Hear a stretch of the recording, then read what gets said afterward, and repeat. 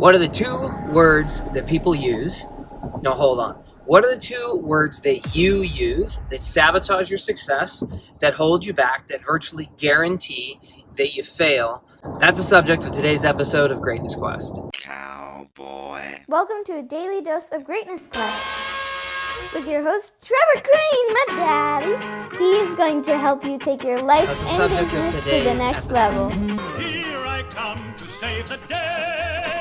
Trevor Crane here, 11-time #1 best-selling author and the founder of Epic Author Publishing, coming to you live every day so you can plug in every day to build your ideal business so you can live your ideal life. If my daddy can do it, then anybody can do it because he's a weirdo. You're supposed to make me sound cool.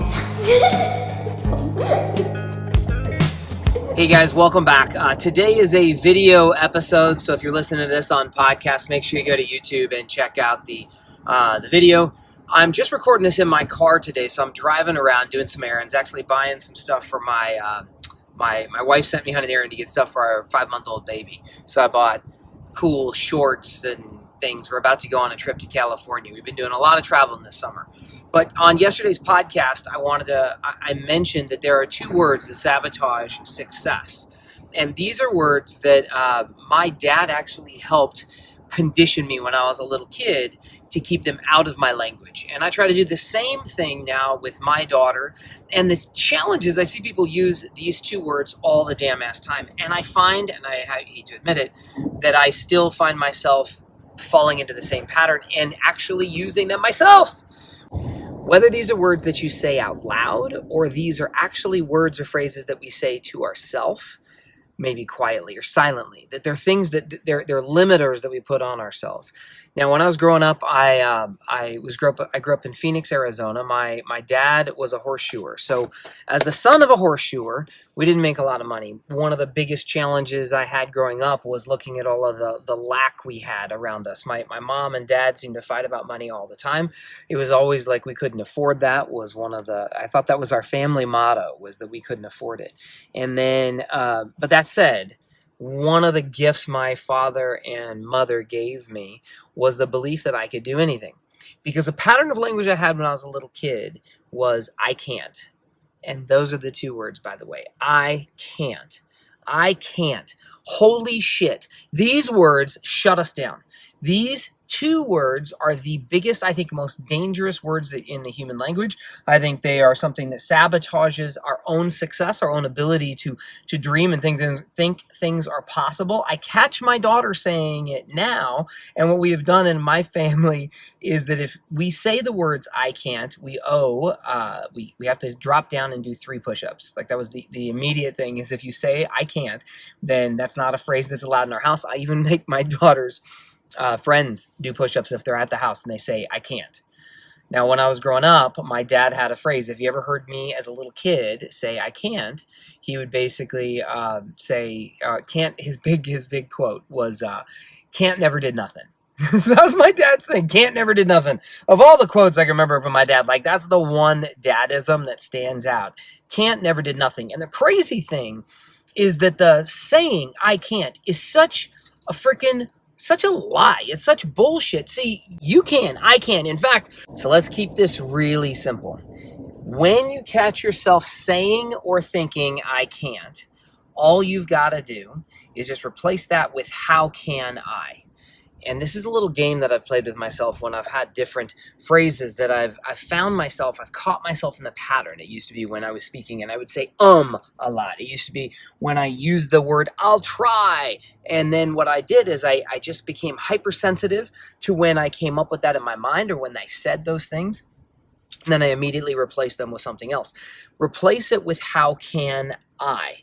Let's say that you're working for someone else. We hired a gal who came to be our nanny when our baby was first born. And I asked her on one of the first days of work with us if she could boil some eggs and make something for lunch or whatever it was. And I literally had the eggs on the in a pan on the stove. And I said, can you make me some hard-boiled eggs? And she said, no, I can't. I can't do that. Like, I can't boil eggs. Like, dude, like, that is not, like, you can't boil eggs. Like, it was an absolute for her. One thing I knew was that this gal was not going to be working for us long. I probably should have let her go that very day, that very minute, but I didn't want to be a jerk. But honestly, like I can't. That is the thing that sabotages us. I know this is a phrase that sabotages me sometimes, and not just in the past, but also currently. Like when I'm setting goals for myself, sometimes I think they're such big goals that I'll find myself falling into a pattern of I can't do that, which I just shared with you, I know is crap. I know that I've set big goals in the past and I've reached them. I also know that I don't always get my goal, or I don't always know how to get the goal. I think even if you don't know how, you should still say, I can. Even if you're not even sure that you can. It's just a better way to look at the challenge. So here's my challenge for you today. We're going to keep this really short. Go ahead and try to go on a diet where you replace I can't with how can I? Or another phrase that I like to use is, what has to happen in order for me to get blank? Whatever that blank is. What has to happen in order for me to make $1 million? What has to happen in order for me to get an A on the test? Now, when I was in college and I set this goal, I went to my teachers and I was approaching finals. And I said, hey, what has to happen in order for me to get an A in this class? And at the time, it was like on one of the finals, I needed to get 100%. If I missed one question, I would get a B. And then I found out in another class I could only miss 2 questions or I'd get a B.